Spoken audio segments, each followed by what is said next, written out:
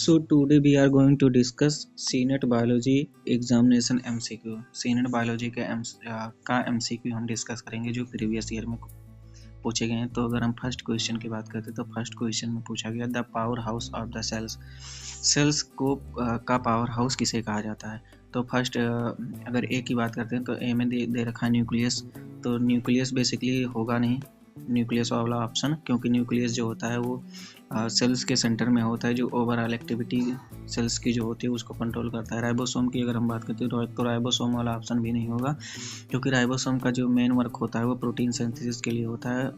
और अगर डी वाले ऑप्शन की बात करें, लाइसोसोम की बात करें, तो लाइसोसोम जो होगा लाइसोसोम वाला ऑप्शन भी नहीं होगा, क्योंकि लाइसोसोम का जो वर्क होता है वो primary digestion and waste disposal system के लिए होता है। इसलिए हमारा जो थर्ड वाला ऑप्शन है सी ऑप्शन माइटोकॉन्ड्रिया होगा, क्योंकि माइटोकॉन्ड्रिया को power house of the cells कहा जाता है, क्योंकि माइटोकॉन्ड्रिया में ही एटीपी का फॉर्मेशन होता है।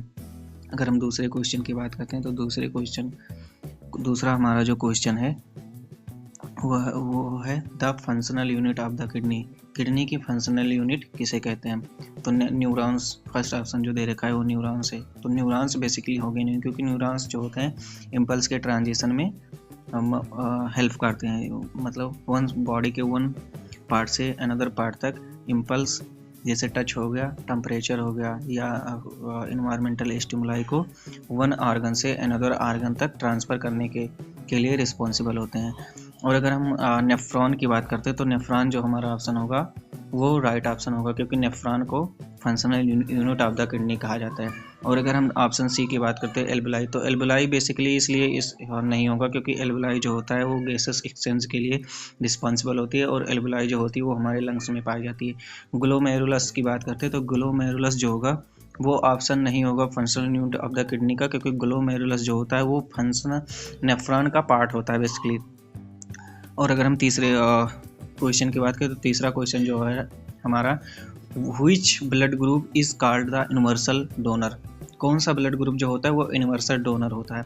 तो A B positive, O negative and A B negative. तो इसका जो बेस्ट ऑप्शन होगा वो होगा ओ निगेटिव, क्योंकि ओ निगेटिव को हम यूनिवर्सल डोनर मान सकते हैं, यूनिवर्सल डोनर मानते हैं। यूनिवर्सल डोनर ब्लड ग्रुप जो होगा ओ नेगेटिव ही होगा।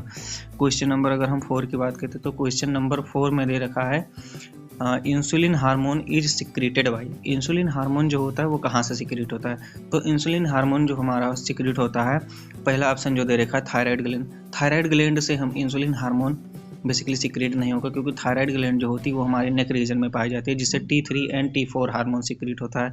Try iodothyronine and tetraiodothyronine hormone जो BMR के रेगुलेशन के लिए रिस्पॉन्सिबल होता है। BMR basically basal metabolic rate जो होता है हमारे बॉडी का, उसके लिए रिस्पॉन्सिबल होता है। अगर क्वेश्चन नंबर बी की बात करें तो क्वेश्चन नंबर बी जो हमारा है उसमें दे रखा है पिट्यूटरी ग्लैंड। तो पिट्यूटरी ग्लैंड बेसिकली होगा नहीं, क्योंकि पिट्यूटरी ग्लैंड जो होती है वो मास्टर ग्लैंड होती है, और मास्टर ग्लैंड जो होता है वो हाइपोथैलेमस होता है, जो ओवरऑल बॉडी के जो हार्मोन का सिक्रीशन है वो रेगुलेशन के लिए रिस्पॉन्सिबल होती है। पेंक्रियाज जो होता है वो हमारा, पेंक्रियाज में बेसिकली 3 सेल्स पाई जाती हैं, alpha beta and gamma cells. Alpha cells जो होता है वो alpha beta and gamma beta cell से बेसिकली इंसुलिन हार्मोन का सिक्रीशन होता है, और अल्फा सेल से ग्लूकागॉन एंड गामा सेल्स जो होगी उससे हमारा सोमेटोस्टेटिन नामक हार्मोन सिक्रीट होता है। तो इसका जो ऑप्शन होगा वो सी ऑप्शन होगा पेंक्रियाज से इंसुलिन हार्मोन का सिक्रीशन होता है, जो क्या करता है हमारे ब्लड के ग्लूकोज लेवल को कम करता है। और चौथा ऑप्शन जो इसमें है डी दे रखा है एड्रिनल ग्लैंड।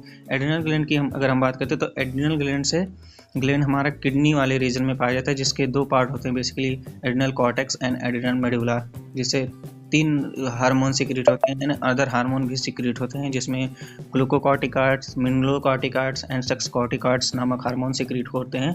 और इनके फर्दर जो फंक्शन की हम अगर बात करते हैं तो इसमें डिफरेंट होते हैं, वो एक लंबा प्रोसेस है।